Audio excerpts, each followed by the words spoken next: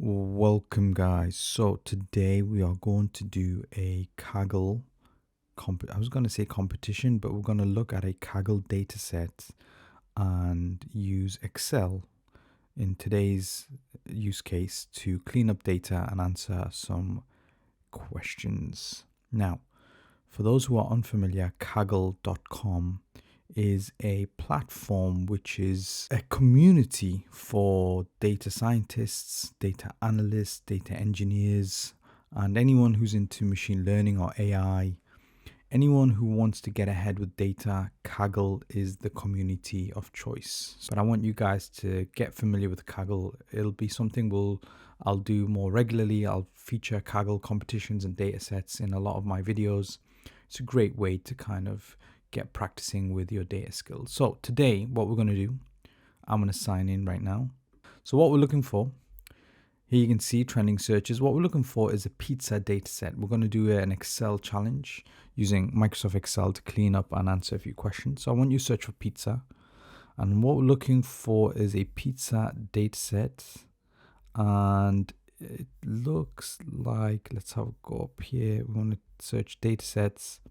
And the one that we want is this one here. It was published a year ago by an author named Shilong Zhuang. And it's been downloaded almost 10,000 times. It's been voted 113 times. And it's a really good, fairly easy to use data set. Now you can see it's a download file, which is only 4 MB. It's not huge, it's quite small. And then we've got some other, contents around it. So we can see this pizza sales data set is made up of 12 fields. You've got order ID, which shows you the order placed by each table, the order details ID, so each unique identifier for a pizza. We'll have an order details ID.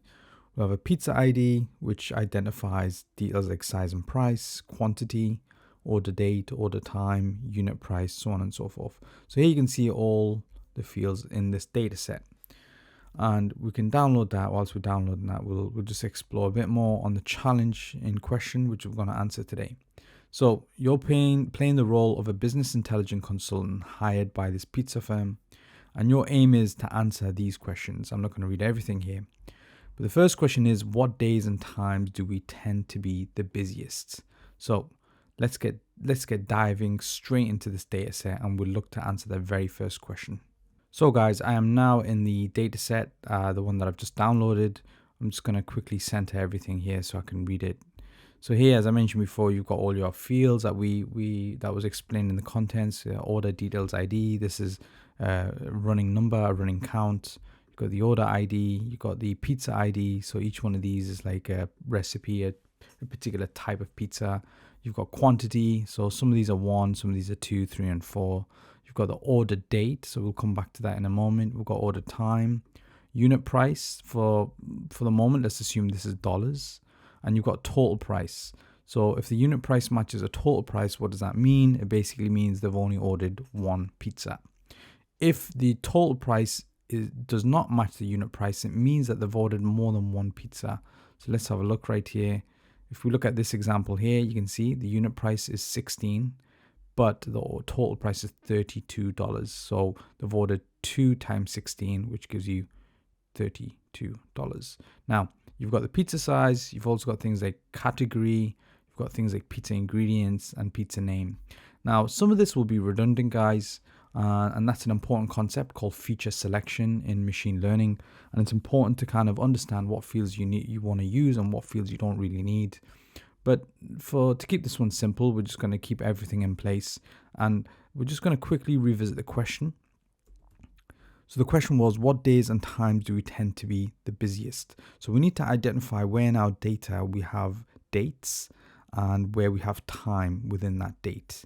So straight away, I can see we've got order date and we've also got time. Now the time is given in a 24-hour format. So you can see here, 1300 means 1 p.m. So we're okay for time, but we need to, it's hard to kind of tell the most popular time without grouping and aggregating some of our data. So we'll come on to that in a moment. But what we want to do firstly is tackle dates. So remember, the question is, what days do we tend to be the busiest? Let's answer the days component of this question first. So the first thing we want to do is I want to create a new column. This is known as feature engineering here, where we want to create a new data point. And what we're going to do here is called day of the week. And what I want to do is use a formula to convert this date into the day of the week. Now, there are a number of ways to do this. So one formula that we can use to help us with this is to use what's called a text formula. So here we do equals text, open bracket, and this is the value we want in column E. And then we're going to do a comma, and now we enter the format of the date that we want. So we want the first three letters of, or let's just say we want the full name of the day of the week. And to do that, we put in 4 Ds. 3 Ds would give us an abbreviation of the name, but 4 Ds would give us a full name, and then we want to add a remaining bracket to close that. So now straight away, Excel runs a formula, and we can see all of these days, especially on the 1st of January 2015, fall on Thursday. But as you scroll down, you can see the 2nd of January is actually a Friday. So this has now worked, and what we want to call this is day of the week. Okay, so before we answer that question, I'm just going to highlight and color code my new column, if you like. And the reason why I like to do this is because I like to identify custom fields that I've created against default fields that already exist. So this field is a custom field. It's one that I've created, therefore I've highlighted in yellow. And we'll do this for any custom fields we generate. The next thing we want to do is we now want to bucket time. Let's just do that before we answer the first question. So each timestamp that you see here is in hours, minutes, and seconds. But in order for us to aggregate this, we need to put them into buckets. Now, this is going to require another custom field, another key column that we will create, and we will call this hourly bucket. And again, I'm going to highlight this one in yellow. So in order to bucket each timestamp, we're going to have to do a bit of manual work, or we can use the help of a VLOOKUP formula. Now, typically, if you were to do this, you would say this is between 11 and 12 p.m. in the morning. So you do 11 a.m. to 12 p.m. This is our first bucket. This would also fall in the same bucket. So we drag all this down. And now we've got another timestamp. This is after the 12-hour mark. So we do 12 p.m. to 1 p.m. And again, you want to do this manually for every single hour block. Now, this can be really time consuming. As you can already see, if you look at how many records we have over 48,000 rows of data. So no way can we process this and do this manually for every single timestamp. So the way around this is to use what's called a VLOOKUP. So to do that, we're going to create a range. So let's have a look. We're going to scroll all the way to the right. And what we're going to do is we're going to have our lower time. So this is the lower end of the timestamp, lower time. We're going to have our upper time. And then we're going to have a mapping. So here, for instance, I'm going to have 00, 00, 00. And the upper time would be 01, 00. Next, what we want to do is create the next bucket. So the next range would start at 01, 00, 01. And that would go up to 02, 00, 00. And we want to repeat this. We want to repeat this as we go through. So we go from 2-1 all the way up to the 24-hour clock. So here you can see we can just drag this down. Done. And same again. We want to be able to drag this from midnight to 1 a.m. We've got a group here, a bucket, and this bucket is going to be called, we're just going to give it a quick name here. This bucket's going to be called 12 a.m. to 1 a.m. And we want to give every one of these a bucket. The next bucket's going to be 1 a.m. to 2 a.m. and so on and so forth. So I'm just going to quickly populate this now. So we finally completed all of our buckets. You can see we've got one bucket for every single hour. We've got the lower end of the time. We've got the upper end of the time.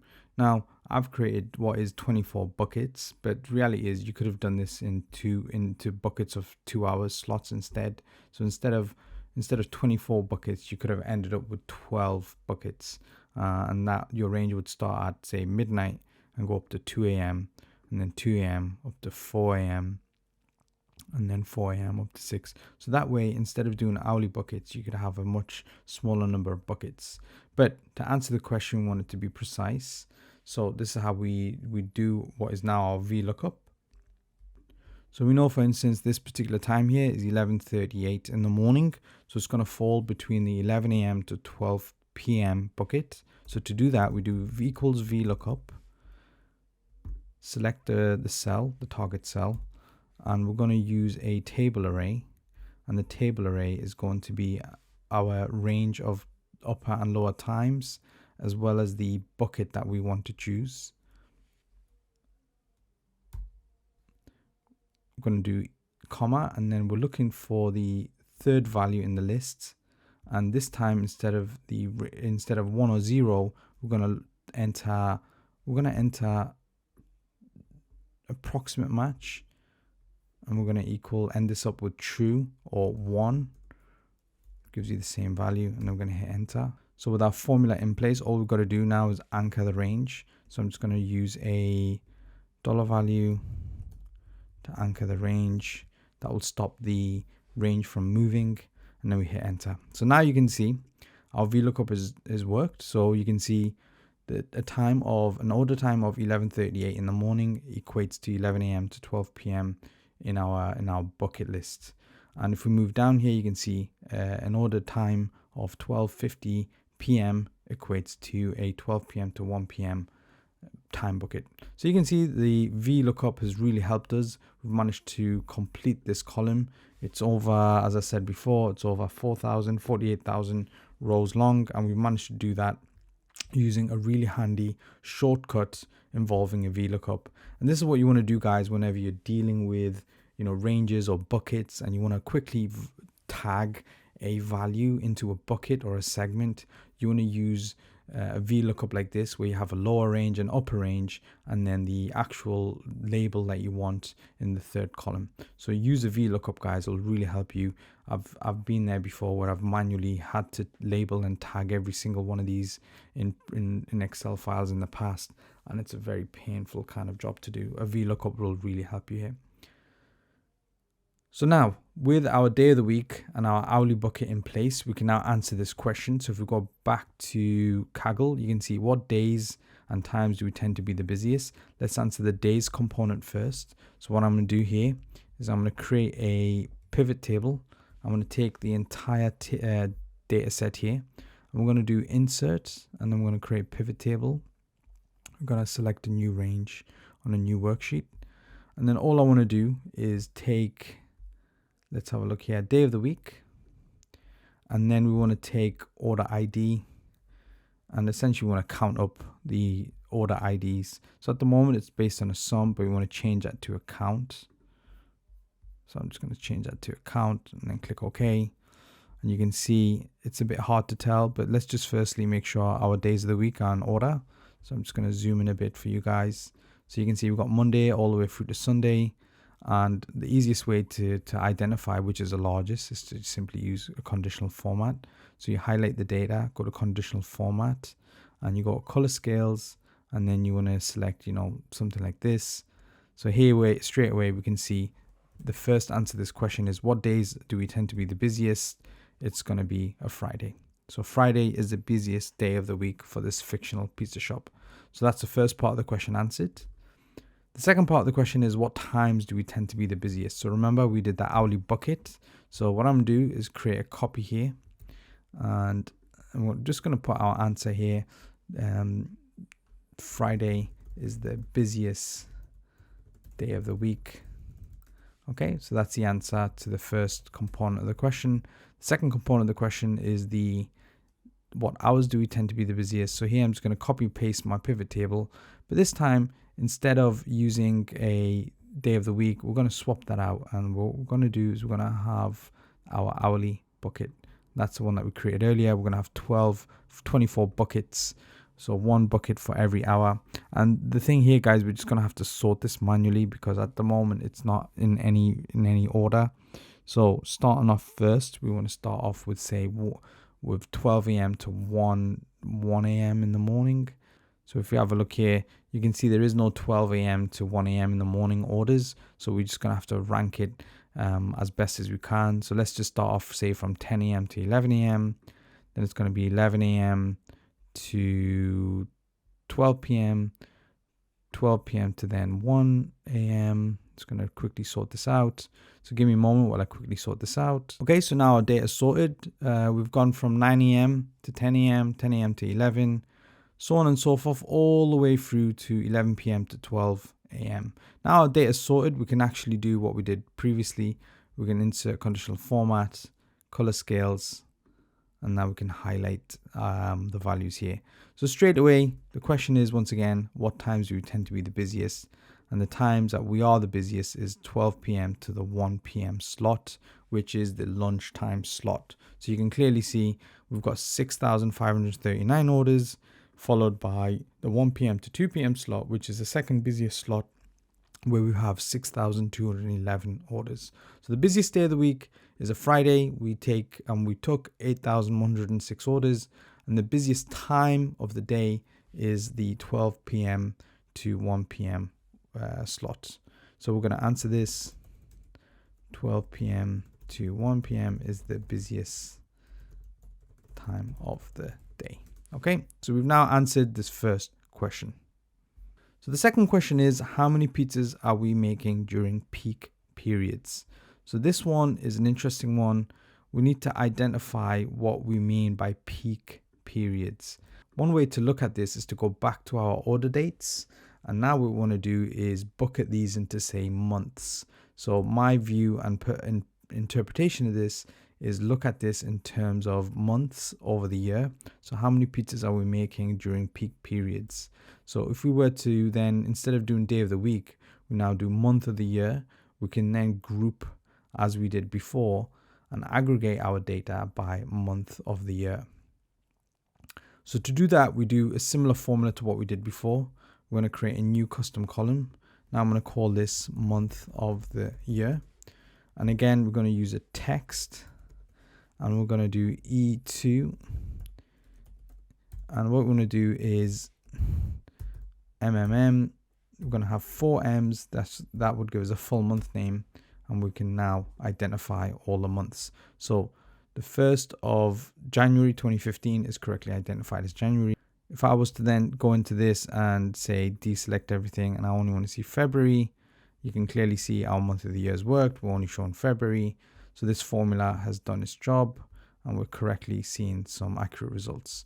So now what I can do is put everything, remove the filter here, add the filter back in rather. And what we're going to do is now go back to our pivot table and we're going to create a copy of this. So I'm going to copy paste. And this time what I'm going to do is I'm going to refresh the data because as you remember, I've created a new column. Click refresh, give it a moment. And now what we want to do is swap out row labels. So get rid of hourly bucket. And now what we want to do is bring in month of the year. So make sure everything's in order. You can see January all the way through to December. And once again, we're just going to highlight using conditional formatting to see which ones are the highest values. Go color scales. And I like this one here at the top, guys, which is red, and moving all the way to the bottom, which is green. And you can see we've got some interesting answers. So it looks like the busiest month for the entire year is, in fact July. So it looks like July, for some reason or another, is the busiest time of the year. However, there are some peaks during January, March, and May. Now, one way to visualize this is to simply insert a graph. So something like this, guys. And here we can see some of the busiest periods. So as I mentioned earlier, July is our busiest period. It's a busy period of the year for the pizza shop, followed by May, and March and November, and then January. So we're going to write our answer here. July is the busiest period of the year. So guys, you should be getting an idea now how I like to use data in Excel to answer some of these questions, and the methodology is the same for everything. If we now look at the third question, for instance, we can now start to answer some of the additional questions using a similar approach. So the next question is, what are our best and worst selling pizzas? This one's quite easy. So all we do is we're going to copy and paste our pivot table. Just going to paste it right here. And we're going to swap it out. But before we swap it out, we want to look at the identifier for best and worst selling pizzas. So what do we have? We have what's called a pizza ID. So each pizza ID is the name of the pizza. So it's a Hawaiian pizza, and the M is the size. So we want to know from this column right here, which are the most popular pizzas. And to do that, we do another aggregation. And the aggregation is going to be pizza ID and a sum of quantity.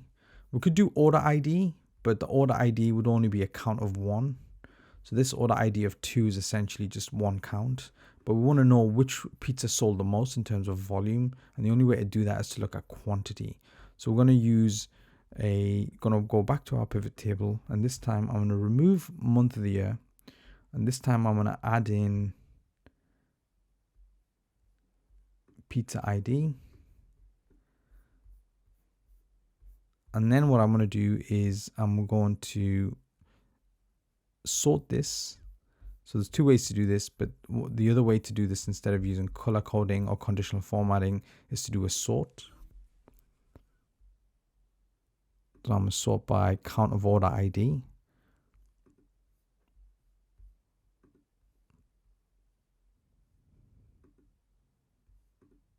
Descending, and here you can see we've finally got our data sorted from largest to smallest. So you can see the top selling pizza sold 1,811 of quantity, and the least sold pizza is in fact the Greek XXL. So our best selling pizza was the big meat. So answer here for this question is, what are our best and worst selling pizza? Best equals the big meat, small size, and the worst equals the Greek XXL. Okay, so that's another way to answer the question without having to use conditional formatting. And then guys, the last question, because we're not going to do the final question, we're going to look at the fourth question and we'll wrap it up. What's our average order value? So this is a question you get asked in any data set really. Let's have a look how we'll tackle this. So going back to our data table, we can see you've got order date, you've got order ID, but what we really need is the order price or the total price. So what we want to do is we want to average the total price essentially. So what's our average order value? And the quickest way to do that is actually just do an average of the entire data set in here. So one way to do it is to highlight everything and then to look at the average. So you can see $16.82 is the average. But another way to do it in a pivot table is to create a new pivot table. So we're just going to create a copy of this real quick. I'm just going to do copy. I mean, you can copy any pivot table, but I'm just going to copy our last one. This time we're going to drop pizza ID. And what I'm going to have here is I'm going to have and remove order ID. So essentially we've got a blank pivot table. And now what I want to bring in is total price. And what we're going to do instead of sum, we're going to do field settings and we're going to go to average. That's going to give us a mean average. And voila, we have the same value, 16.82. So the answer for this question, what's our average order value, is in fact $16.82. And as I showed you guys before, you can get the same answer simply by highlighting every single total price. You'll see 1682 in Excel. It's a really quick way of getting an average or a sum or a count because Excel does these aggregations for you when you hover over a group of data. So guys, that wraps up this challenge using this data set. We're not going to answer the fifth one because it's a bit more complicated, But if you like this data set and you really want to give this a go, then I encourage you to try question 5. But in other words, you'll have all the answers you need. As we've gone through this exercise, you'll see we've managed to use Excel to get the answers we needed. And more importantly, we've used Excel to create new custom fields and new custom columns, utilizing some formulas like equals text. We also use VLOOKUP to get the hourly buckets. So I want you to use some of these techniques in any of your data, real life examples, whether it's at work, whether you're looking at data and data sets as part of your education at university or college. Definitely consider some of the techniques that I showed you. And we're going to end this on one last point. Many other people have completed this data set. So if you look at, for example, some of the files right here, you'll see people have submitted answers. So you'll find many people have submitted answers to this data set, and you can find some of their workings and files, for instance, in some of these little drop down boxes here. So what I would suggest you do is, complete and undertake your own little exercise. Do have a look at some of the, sample code here. You can see where people have submitted their own answers. And most of these guys are in Python code, and that's what we'll do next. So as part of this data set, we'll look at the data set again. This time, instead of Excel, we'll look at the same in Python. And then for a third and final time, we'll look at the same, this time using SQL as well. Guys, I hope you enjoyed this one. And yeah, do definitely check out Kaggle if you haven't done so. We will be revisiting Kaggle again in the near future. Thanks for watching. Drop me a comment, like and subscribe if you haven't already done so. Otherwise, I'll see you in the next one. Take care.